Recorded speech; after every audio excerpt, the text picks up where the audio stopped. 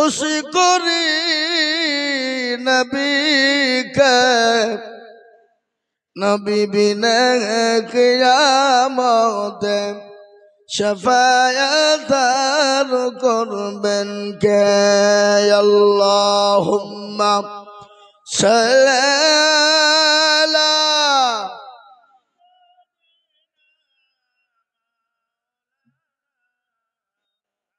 ওয়ালা আলা শাইয়্যিন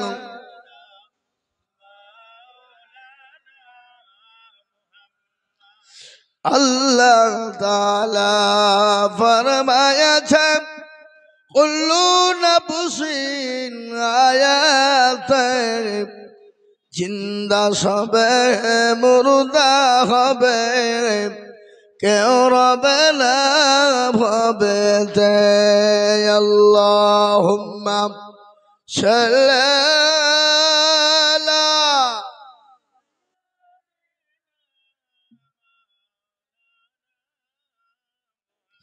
ওয়ালা আলা সাইয়্যিদিনা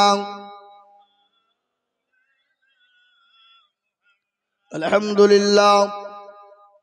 মোহতারাম বুজুর্গ দোস্ত, এ মজলিস বড় দামি মজলিস, নামি মজলিস, কোরআনি মজলিস, কোরআনি মজমা।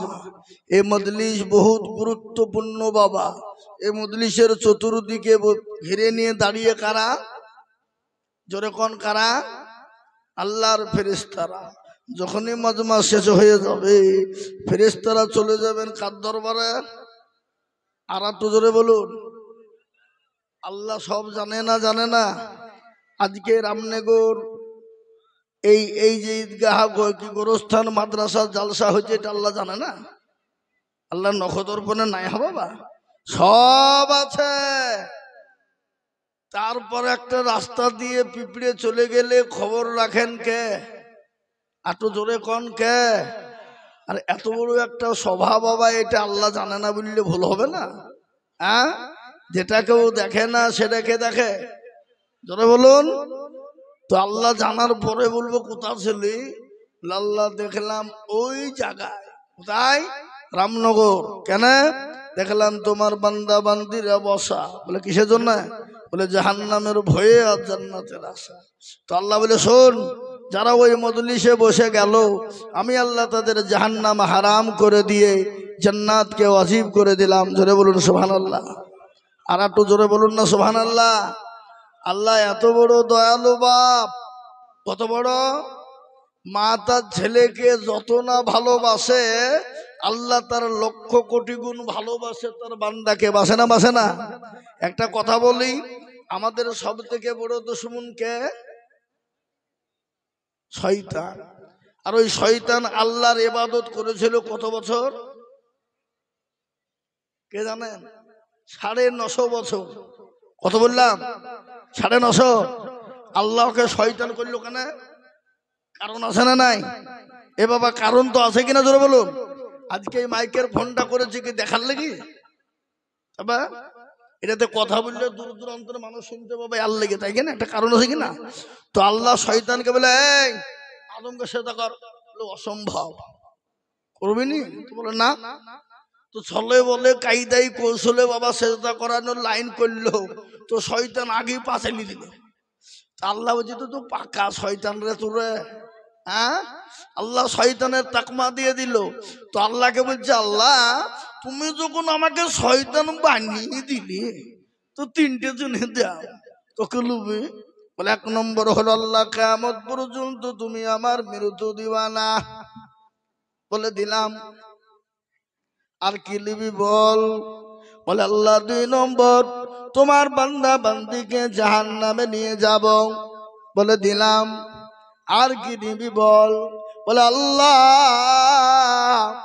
আমাকে এমন একটা পথ দিবা কিয়ামত পর্যন্ত আমি প্রতিটি মানুষের সেকেন্ডের ভিতরে রগে রগে চলতে পারি। আল্লাহ বললে তোকে দিলাম। কটা হলো? জোরে বলুন। 3টা। এবার আমি আপনাদেরকে প্রশ্ন করব, আপনারা জ্ঞানী গুণী মানে সম্মানী ব্যক্তি, বলুন তো এই মুহূর্তে শয়তান কোন জায়গায় আছে? কে বলতে পারবেন? কেউ জানে না, কিন্তু আমি জানি। বলবো বলবো আপনারা মনে করছেন বাজারে আছে নাকি? না না, যেখানে জালসা হয় ও 10, 20, 50 হাত নিয়ে শয়তান থাকে না। আর থাকে না বলি তো বাজারে ভিড় হয়। আপনি বুঝতে পারছেন না? হ্যাঁ, জালসার বাজারে মানে শয়তান নাইলে বাজার করিয়ে নেয়। কি বুঝলেন? এখন শয়তান কোথায় আছে জানেন? এখন শয়তান আছে আমেরিকায়। বলে আমেরিকা কোথায়? বলে আমেরিকা ক্যালিফোর্নিয়ায়। বলে ক্যালিফোর্নিয়ায় কি হইলো? বলে জানো না, আজকে 7 দিন ধরে আগুন জ্বলছে। পৃথিবীর কোনো মেশিন নাই, পৃথিবীর কোনো ফায়ার ব্রিগেড নাই, পৃথিবীর কোনো আপনার কোনো যন্ত্র নাই, সে ক্যালিফোর্নিয়ার আগুন নিভিয়ে দিতে পারে। বুঝতে পারলেন না? এ বাবা, শয়তান এখন ওখানে কাজ করছে, ওখানে শেষ হয়ে আবার কোথা করবে ভাবছে। কিন্তু বলুন তো, ওই আমেরিকা বিশ্বের দাদা, সে নিজেকে বলেছিল আমি সব থেকে বড় দাদা, পৃথিবীর জমিনে আমার হাতে হাত দেওয়ার কেউ নাই, আমাকে কেউ পারবে না। কিন্তু আমার আল্লাহর মার, জগতের বার, আল্লাহ যদি মারে পৃথিবীর কারো ক্ষমতা নেই তাকে কেউ বাঁচাতে পারে। বলুন তো আল্লাহ মানুষকে ছাড় দেয়, কিন্তু ছেড়ে দেয় না, দেয় গো? কথা কন না কেন? কথা কন। পরীক্ষা থাক, পরীক্ষা যারা পড়ার ঠিক পড়ে নিয়েছে, আজ চলবে জালসা 1টা পর্যন্ত। চুপ করে বসে থাকেন।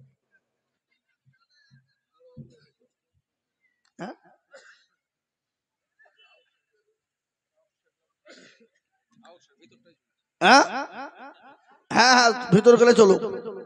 ভিতরে পরীক্ষা যারা দেওয়ার ঠিক পড়ে নিবে। আর এখন ছেলে পিলে পরীক্ষার পড়া পড়ছে নাকি, মোবাইল ঘাটছে, ফ্রি ফায়ার, কেউ পড়ে না, সব ভুং ভাং। আবার দেখবেন সব পরীক্ষার রেজাল্টের সময় সব রসগোল্লা হয়ে গেছে। কেন? পড়লে তো পাস করবে রে বাবা। এখন আমাদের ছেলেরা জালসা, মিলাদ, মাহফিল, দোয়া যেখানে হোক, পরীক্ষা তো পাচ্ছে না, মোবাইল নিয়ে যেতে, তাই ওখানে চল্লি খাবার দিয়ে ফ্রি ফায়ার খেলতে। কি বলছেন আপনারা বলুন? হ্যাঁ, পাচ্ছে না তাই। আমি এখন জালসায় আছি, পরে কথা বলবো। এই মোবাইলটা রাখো। জি, যেটা বলছিলাম, আল্লাহর মার, দুনিয়ার। কিন্তু বলুন তো, সেই আমেরিকা সাহায্য করেছিল, ইসরায়েলকে করে নাই? কথা বলেন না কেন? ইসরায়েলকে সাহায্য করেছিল 15 বছর, তো 15 মাস ধরে আজ ফিলিস্তিনের সঙ্গে ইসরায়েলের যুদ্ধ হলো কিনা? কথা কন। কিন্তু বলুন, এই দেখেন কদিন আগে, আজকে 15 থেকে 16 দিন হয়ে গেল, ওই আমেরিকার আপনার দালাল ইসরায়েল, বাপের কুলাঙ্গার সন্তান, জারদ সন্তান, বাপের বেজন্মা মুসলমানদের কাছে আত্মসমর্পণ করেছে। বলুন আলহামদুলিল্লাহ। কেমন আত্মসমর্পণ করলো? বললো আমরা আর পারলাম না, আজ থেকে তোমাদের সঙ্গে যুদ্ধ করব না, আমাদেরকে তোমরা ছেড়ে দাও, আমরা তোমাদেরকে ছেড়ে দিলাম। কিন্তু ওই ফিলিস্তিনের মুসলমানদের ইমান এত মজবুত, এত মজবুত, এত তাজা, এত জিন্দা। এই দেখেন কয়েকদিন আগে, 3 দিন আগে, একজন মহিলা ফিলিস্তিনের মাটিতে, একজন মা বলেছে আমার সন্তান 3টে চলে গেছে, তাতে কোনো রকমের দুঃখ বেদনা নাই, আল্লাহ রাস্তায় তারা শহীদ হয়ে গেছে। কিন্তু আমি মা, জীবনে এক বিন্দু রক্ত থাকতে কখনো ইসরায়েলকে ফিলিস্তিন দখল করতে দিব না। বলুন আলহামদুলিল্লাহ।